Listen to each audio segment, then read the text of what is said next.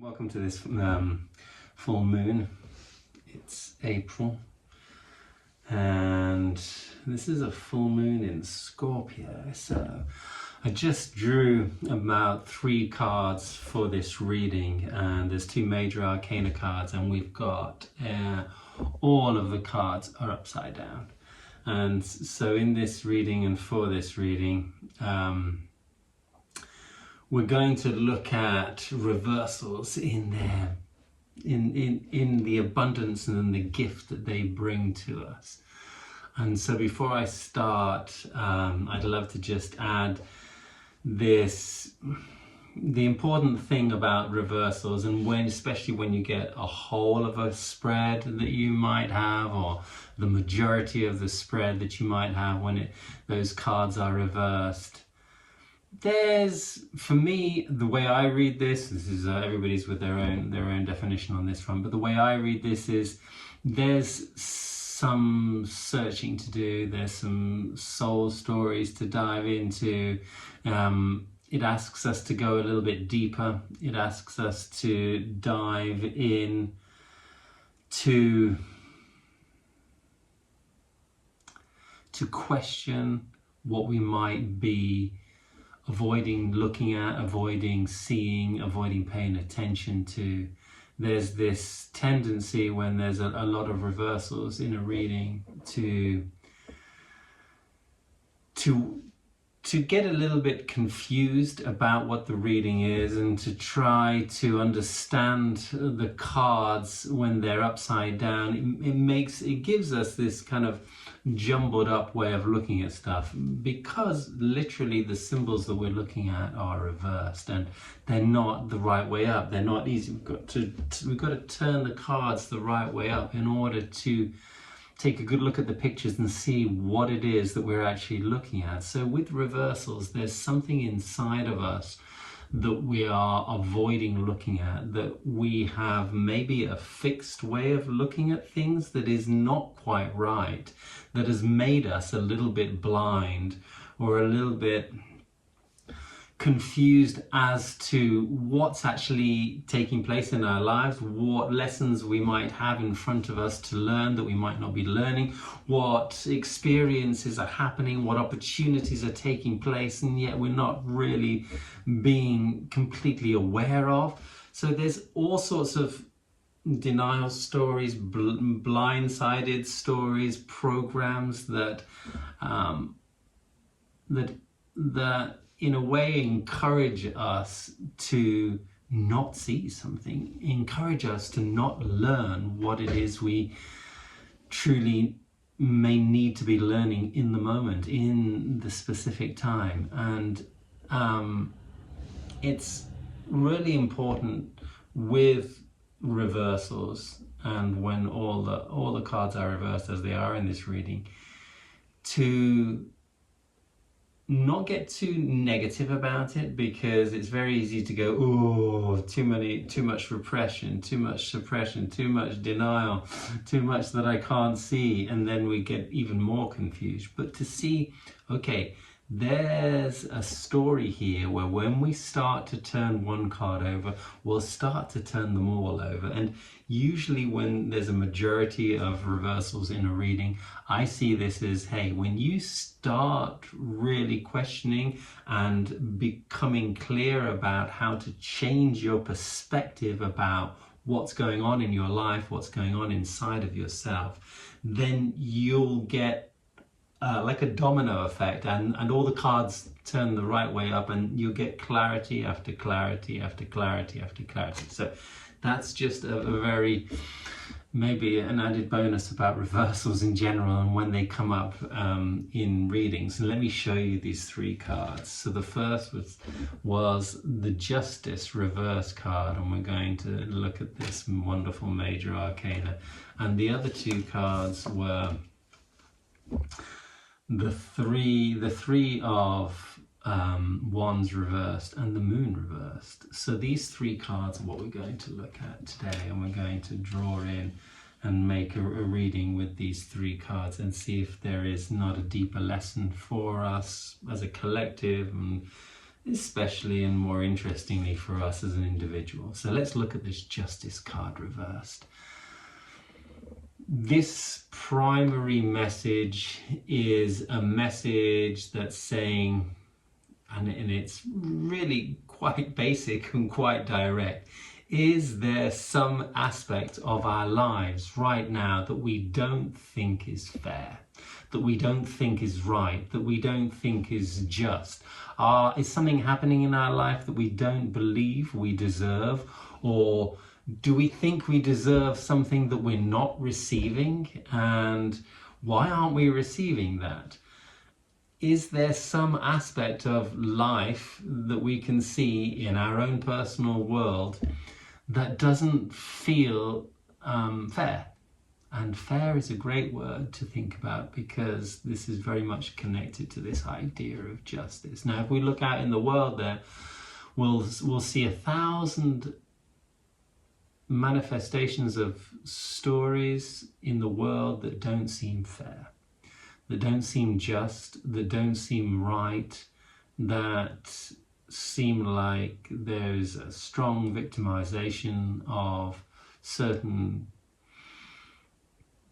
people in the world, certain areas of the world. There are tragedies that take place, there are hardships that take place, and how could any of that be just? Now, in the world out there, in these in the broader scheme, and the delicate atrocities that take place, it's really easy to believe in injustice, because there are certain darker stories that are so dark that we might not ourselves experience, but we can see out there are taking place, that justify this feeling that there is unfairness in the world, and there is something wrong, and there is an injustice which needs to be corrected. And because we believe in those bigger stories, and they're the easy ones to believe in, we'll also believe in our own personal ones that might not be so grand, that might not be so life-threatening, but will nevertheless feel unfair, or feel wrong, or feel that that we don't deserve it. And so this justice reversed is asking us to take a look at those areas of our lives where we're feeling, and quite specifically we're feeling maybe not supported, not backed up in life. We feel that life isn't backing us up. Maybe the world or people around us aren't supporting us the way we would love to be supported, the way we think we deserve to be supported. Maybe the world is not giving us the gifts or the good luck, we might say, that we think we deserve some of. And then why is that person over there got all the luck and managing to have a successful life, in our perspective at least, and we're not? And they don't seem to be any better than us, or they probably aren't even good people, and we're good people, aren't we? And so we are asked with this justice reverse to take a look at those type of narratives that our mind is speaking about to ourselves, and saying, hey, is there some way that we feel we are unjustly treated in this world? And this is not just in our own little life. This is sometimes, there's a lot of us versus them narratives taking place in the world, where there's the corrupt government that's abusing all the people and creating victims of this people and those people. There's the people in power who are taking all the money, and there's a lot of these narratives taking place, which are narratives which have a certain truth behind them, but a lot of those the energy which is promoting those stories and making them important is a narrative of trying to make us sometimes recognize our victim mentality, or our victim nature, or how we are being treated badly, or how we are not treated justly, or how that certain section of people over there are not being treated very well, and how that is unjust. Now, while on one level we can justify this, while on one level we can see that there is a certain lack of morality in many areas of this world, and many areas of ourselves as well. While we can recognize this immorality sometimes in the world, this doesn't necessarily always lead to a unjust outcome.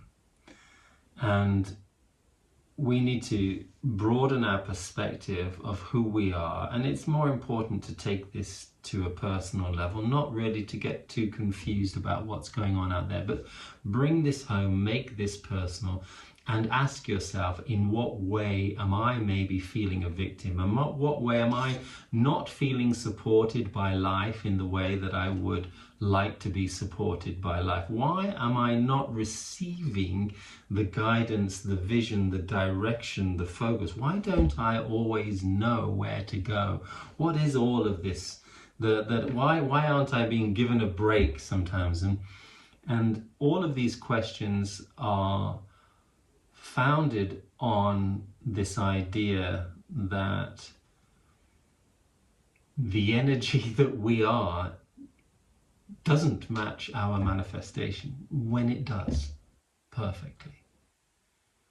And it's a tough pill to swallow sometimes when life isn't going very well, to be able to say that we can still choose our reaction when life isn't going very well, to change our mind and say that we can choose to be and feel good about ourselves, even if our goals aren't being achieved, even if life isn't working out exactly like we would want it to. Life is an energetical story. There are energies in countries, there are energies in populations, there are energies in sexes, there are energies in little groups and little towns and little villages and big cities. There are collective energetics, there are individual energetics which make up those collectives, and there's a lot of energetical vibration behind people's identity, behind all of our identity stories.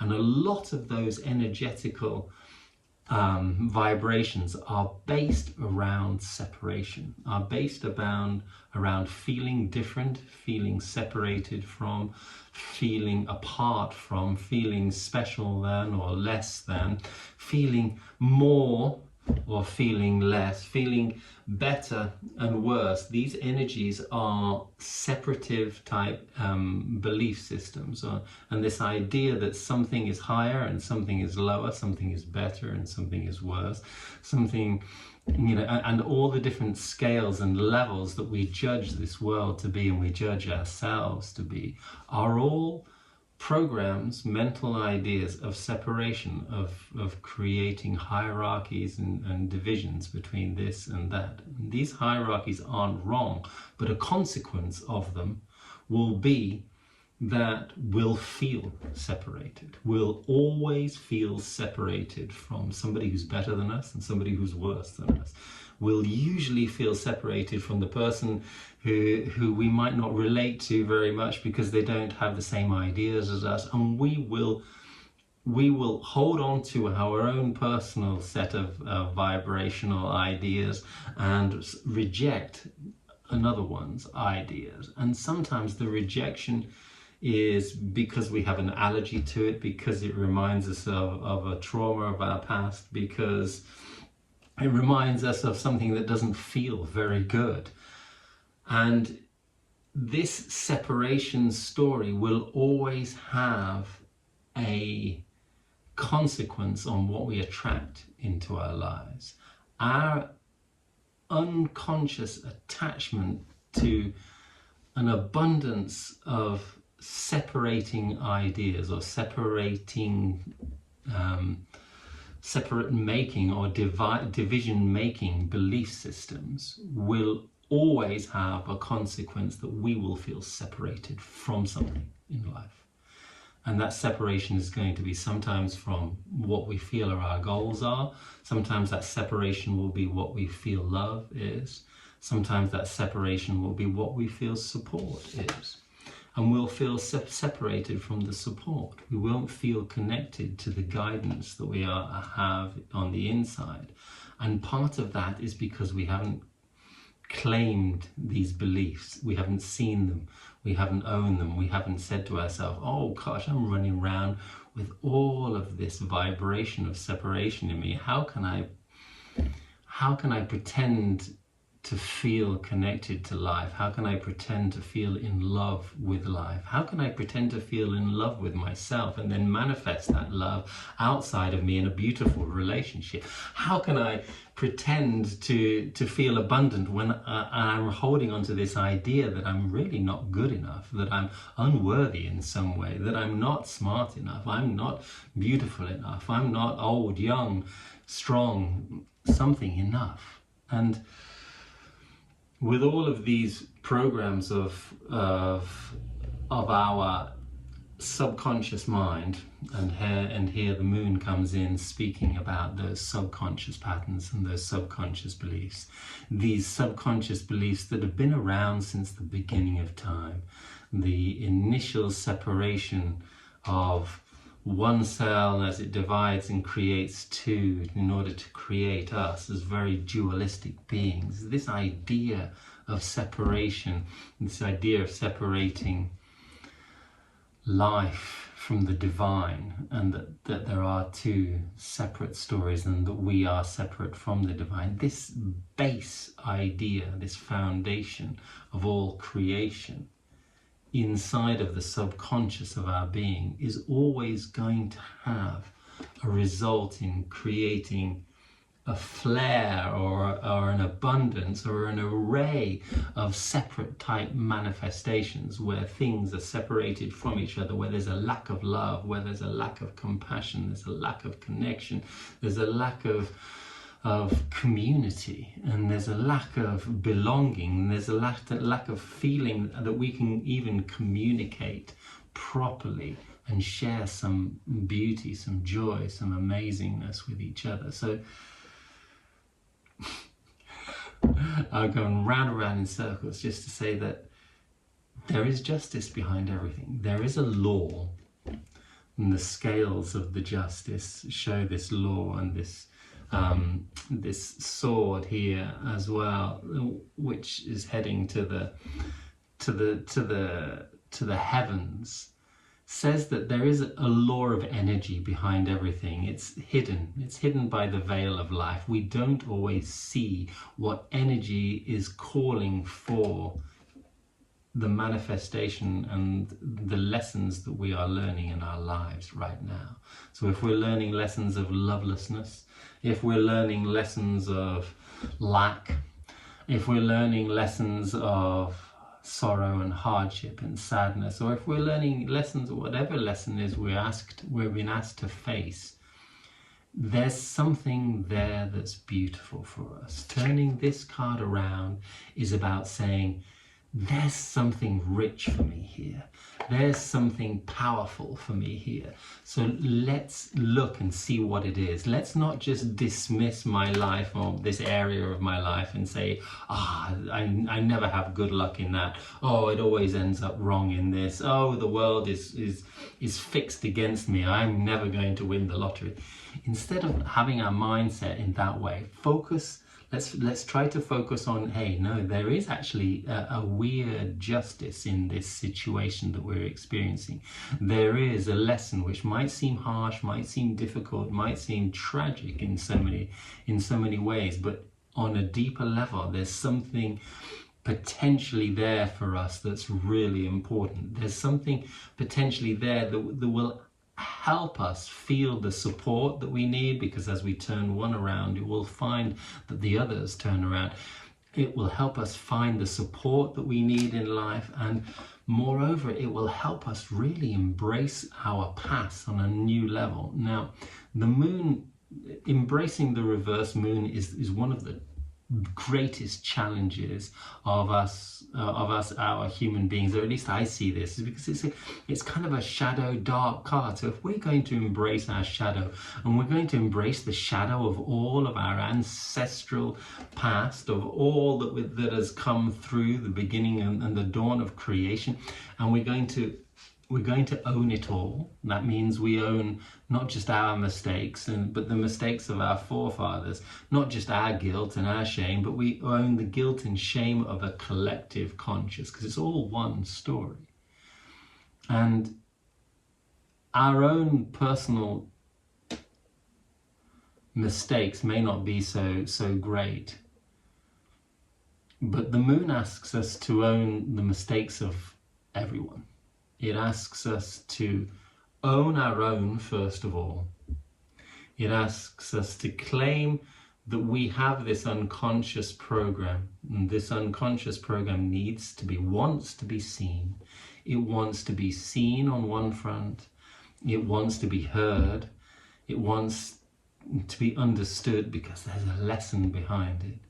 And it wants to be offered as a sacrifice for transformation. We want to change the energy or the attachment to thinking one way and create a new way of thinking, create a new belief with new feelings involved and new experiences involved.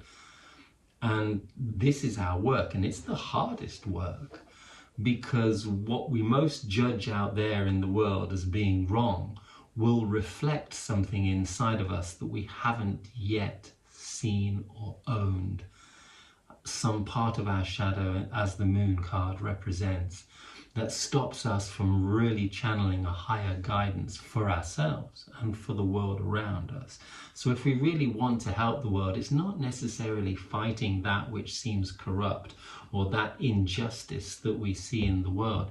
It's more about finding out what that is inside of us, correcting the energetical imbalance by changing the way we think about a certain story, because there will be a lesson there that will relate to fear. It will relate to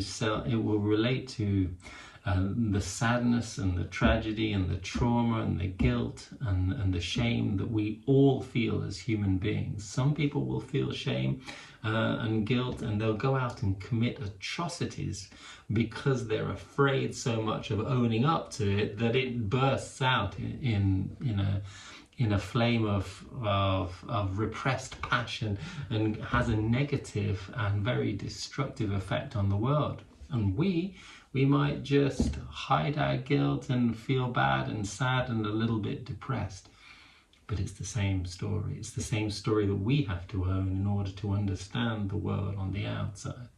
It's interesting that there's a lot of stories of reparations coming out in this day and age, which is, it's an interesting story. I mean, it doesn't really make sense on a physical level, but on an energetic level, it makes a lot of sense, because here we are holding a certain ancestral flame of unhealed, unconscious energy, and we've been asked to feel it, own it, embody it, and transform it, and create a different story of our lives, so that we can be a witness, an energetical, vibrational witness to what transformation can look like. And then that is the repaying of a debt. That is the seeing of an old issue and healing that old issue, and we heal it with our energetical vibration, our experience, and just the influence that we can then have upon the world. We heal the world with our own actions and with our own example.